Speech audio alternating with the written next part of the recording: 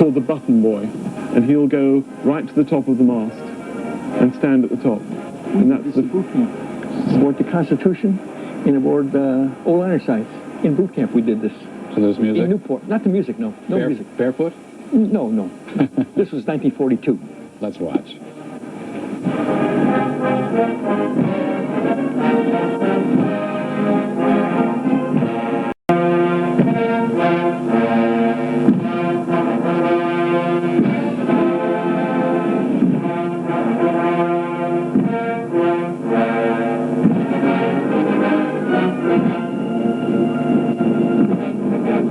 And so this ceremony, beating retreat, comes to an end to the music of John Williams and the theme from Superman. After some ceremonies, more ceremonies tomorrow, and the full observation of the 50th anniversary of D-Day, the invasion of France, on Monday. Of course, CNN will continue with its extensive coverage throughout the days ahead. Our special thanks to Stephen Kolar, a retired U.S. Navy, and to Paul Beaver, who's been with us throughout these last several days and will continue with us as our analyst. I'm Frank Sesno in Normandy. Thanks very much for joining us.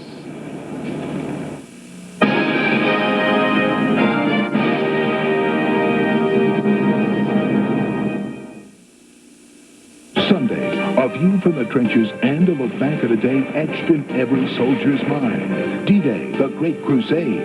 CNN presents Sunday. Why do you like Dr. Bizer's Vision World? The quality of the glasses and that buy one, get one free. Well, I think I get my glasses in about an hour. No, that buy one, get one free thing? Am I on TV? Buy one, get one free. It's a great way to have a main pair of glasses plus a free second pair or contacts. What do I like most? Well... Time's up. Buy one, get one free from Dr. Bizer's Vision World. I was going to say that, really. Welcome to the Polo Fields, Louisville's most exciting new community and site of Homeorama 94, featuring distinctive homes, an 18-hole golf course, swimming pool, tennis, clubhouse, and much more. To assure the quality of your lifestyle, we use only the finest builders and suppliers. Like First Trust Mortgage, a locally owned mortgage banker, call First Trust Mortgage at 327-8001 and ask about our special Homeorama offer at the Polo Fields, including a free appraisal. The Polo Fields, it's more than a place to live, it's a lifestyle.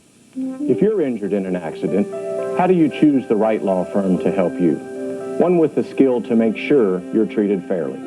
I'm Richard Breen. For the past 14 years, we've worked hard building a reputation helping injured people, and our experience costs you no more. In fact, there's no fee unless you collect. Since any law firm can take your injury case, we believe it's wise to choose one with experience and success. Call for a free consultation. Richard Breen, working for you. Many Spalding graduates go on to build bridges, especially the small, intricate kind. Free dental at Spalding University. For information, call 585-7111. Come on, use your head. Come to Spalding. If you're hoping to find a heartthrob in college, you're in luck. Free med at Spalding University. For information, call 585-7111. Come on, use your head. Come to Spalding. This is CNN.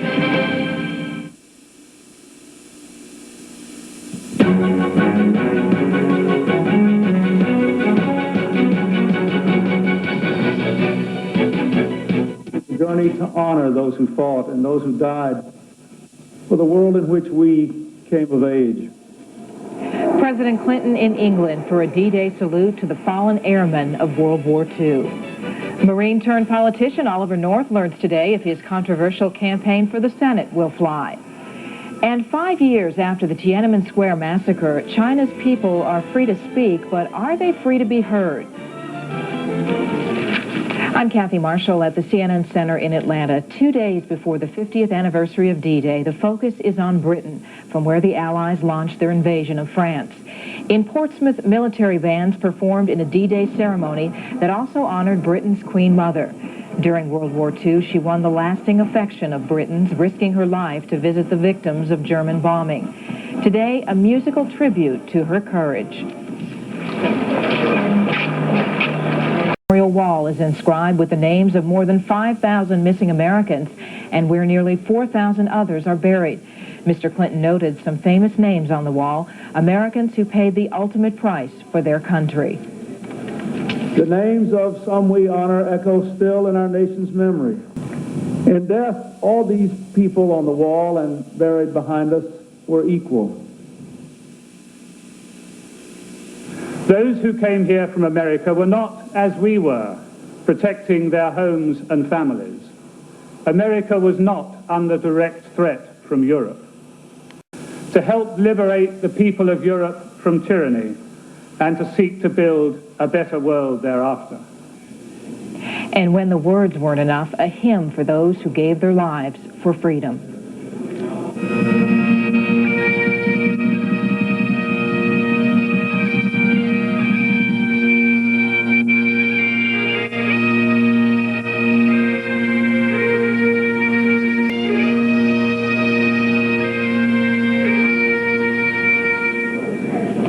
CNN will have frequent coverage of D-Day events, including live reports throughout the weekend and into Monday, the actual anniversary of the invasion.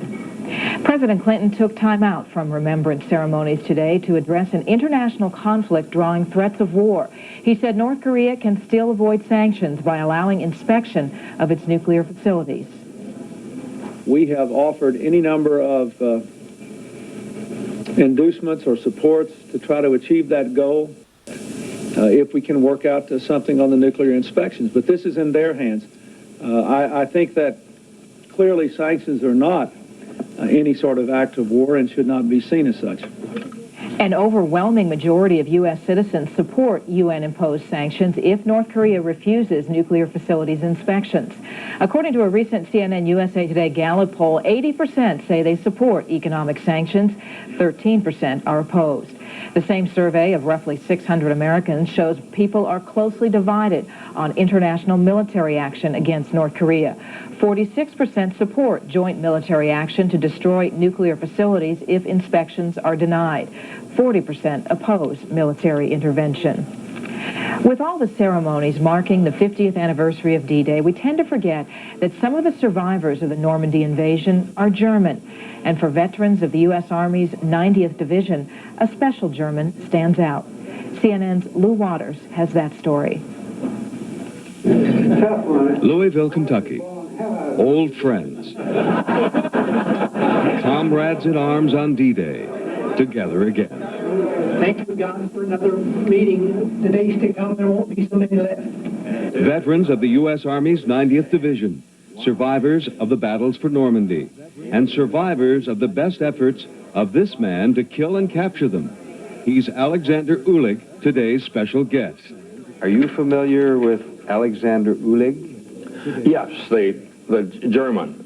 Major General Frank Norris recalls what he regards as a major blunder in the Battle of Sebes River. Uhlig, who was a sergeant, I believe, at the time, commanded about, give or take, 50 people who came in and forced this group of American soldiers under an inept battalion commander to surrender.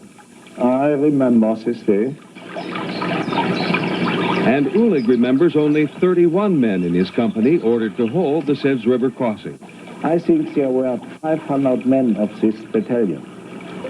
Some of them tried to go back over the plain. Then my machine guns shot.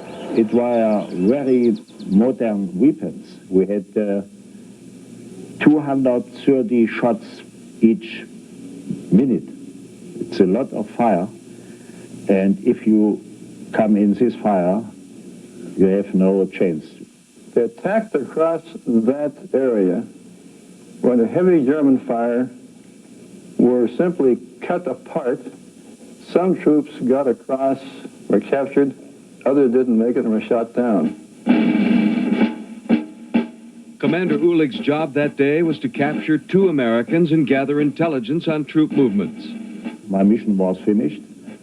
I go back to the regiment post, said to my commander, okay, I have it.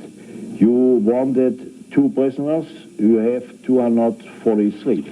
That was not our most brilliant wartime moment, let me guarantee you. And we just simply did a lousy job. Uhlig did an excellent job that day, including his call for a truce to help Americans recover the wounded, following a request from the U.S. side. The Germans had a respect, as we did, for the Red Cross flag, for those giving care of the injured. We give them 3 hours, so no shooting. You can pick up your killed and wounded men. And so they came out. We helped them. And you helped them? Yes, we helped them. We helped this American. It was an unusual thing at this time. And, but it was not for us, it was a fair thing. And then the truce was finished, shooting goes on. Now the shooting is finished. Old soldiers, together again, the fate of the German and these men of the 90th, sealed in history. Lou Waters, CNN reporting. Every morning when a GTE telephone customer picks up the phone, this is what they get. Every morning when they give someone a ring, Glad you called. this is how we answer. Every morning when they make a call without giving it a thought, it's because our network operations centers were awake all night, checking telephone lines, getting ready for this morning. Network operations centers from GTE spot problems before they happen. Another way. It's amazing what we can do together. 3 years ago, Consumers Digest named the Oldsmobile 88 a Best Buy. The next year, they did it again. Ditto last year. And at the risk of sounding repetitive, that's right. Which makes Oldsmobile 88 the only full-size automobile to be a Best Buy 4 years running. It's your money.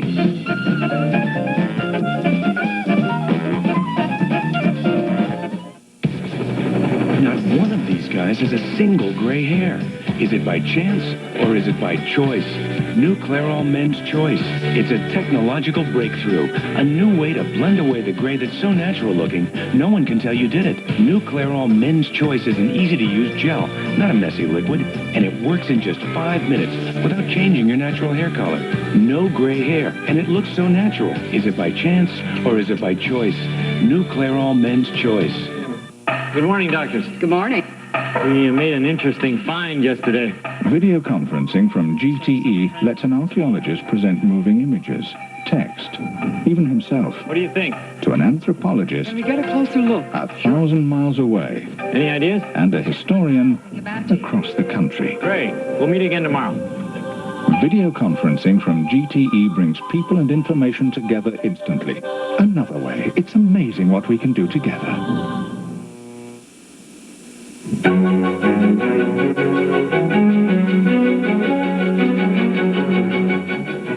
Virginia Republicans are meeting at this hour to choose their candidate to run against Democrat incumbent Senator Charles Robb in November. It's a contest pitting Oliver North, a key figure in the Iran-Contra scandal, and Jim Miller, President Reagan's former budget chief.